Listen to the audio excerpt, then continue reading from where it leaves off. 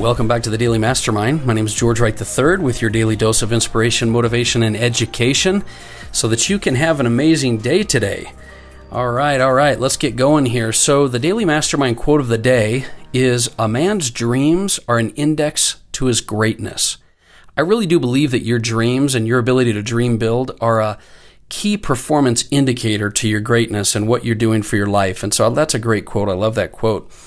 Join me tomorrow and over the weekend. I'm going to be posting some information on a special webinar that I did with a former senior prosecuting attorney for the IRS. His name is Scott Estel, a friend and partner. He's sued the IRS over 2,500 times. And I'll tell you what, he has had an amazing track record of helping people on a personal and a business level significantly and drastically reduce their taxes. So join me for that. Today, though, I had a little bit of a different day, and I want to talk to you about finding joy in the little things. I woke up this morning around 6 a.m., which is actually pretty late for me. Yeah, I'll admit I was saving up a little bit of energy because I have my 3-year-old grandson who was being dropped off early this morning. And for most of you that know me, you know that I hit the gym around 6 a.m., so you'd think it would be a little easier to just hang out at home, watch some cartoons, eat some gogurts, drink some, juice boxes, but you would definitely be wrong. The amount of energy it takes to keep up with a 3-year-old has reminded me just how flexible and laid back my daily routine is. And that's saying a lot because I have a pretty busy routine. But, I definitely enjoyed it, and I'm always excited to take some time off and enjoy the simplicity and wonder of someone that's so young and so disconnected from the problems of the world today, especially with all the craziness going on. It wasn't always that way for me. I can remember raising my kids who are grown up now and gone. And, I'd always feel the pressures of business and finances and life just kind of weighing me down. You're probably the same way. Even when you block out time to do something fun and exciting, you're always thinking about what you got to do later or what you might be leaving hanging or somebody calling you on your cell phone.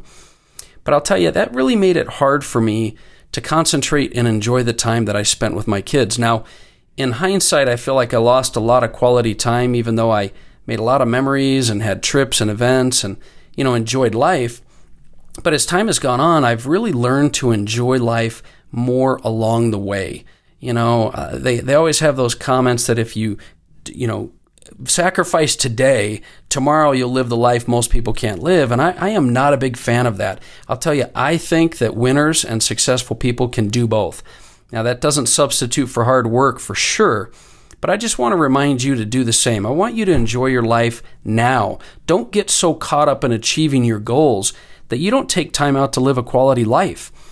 Yes, you've got to work hard, and yes, you've got to create discipline, but if you do those things, you'll get work done when you need to get work done, and you can certainly, you can accomplish your goals and still stay on track, but still enjoy the process and the journey and create memories. So here's just a couple of random thoughts I wanted to kind of throw out to you today to give you a good, strong reminder to enjoy your life. First of all, I've said it before, don't let your vision of the future rob you of the joy of the present. Always learn to create and build your dream, but enjoy the moment and be present, especially at key critical times. It's not about the amount of time you spend with the people around you. It's about the quality of that time that they're going to remember. Also, learn to love the journey so that you can have both. You don't have to either have a future or the present. You can have both. Think win-win, right? And make it a priority to create memories in your life. That's something that I've actually started doing more as an actual directive, and that is to create memories.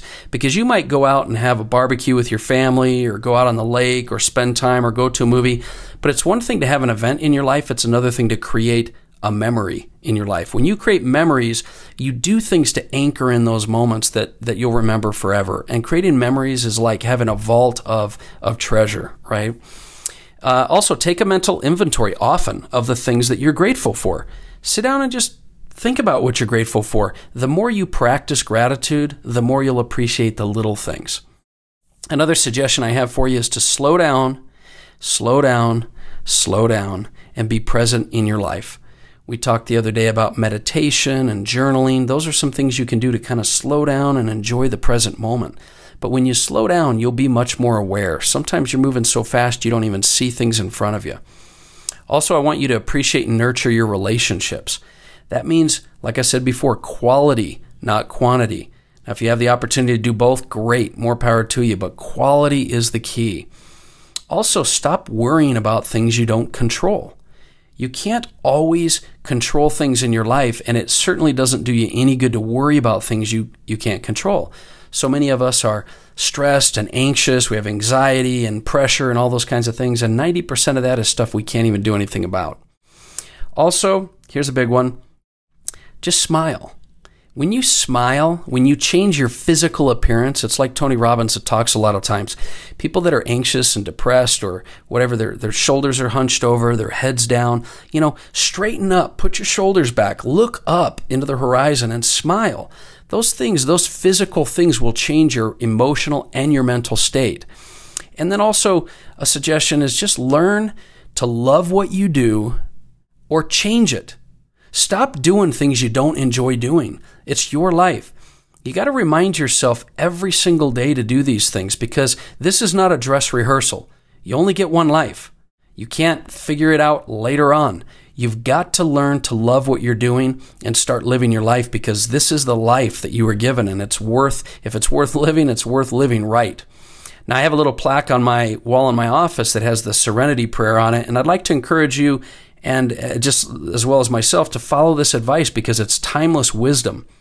And I know you've heard it before. It goes like this. God grant me the serenity to accept the things I cannot change, the courage to change the things I can, and the wisdom to know the difference. God grant me the serenity to accept the things I cannot change, the courage to change the things I can, and the wisdom to know the difference. It really is about knowing what you can control and what you can't. And every single one of us has greatness around us. You have people, opportunities, memories, experiences, and everyday things that I know you're overlooking or taking for granted. I encourage you to slow down, learn to love and appreciate what you have. Happiness does truly come from learning to want what you have rather than have what you want. And you can still have, as Ed Milet puts it very well, a sense of blissful dissatisfaction. That's a good thing. Being blissfully dissatisfied means you're always pushing yourself forward, but you're grateful and thankful for what you have.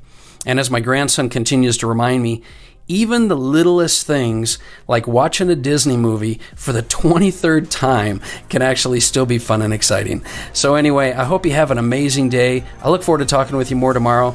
This has been George Wright III, and this has been the Daily Mastermind. Talk with you soon.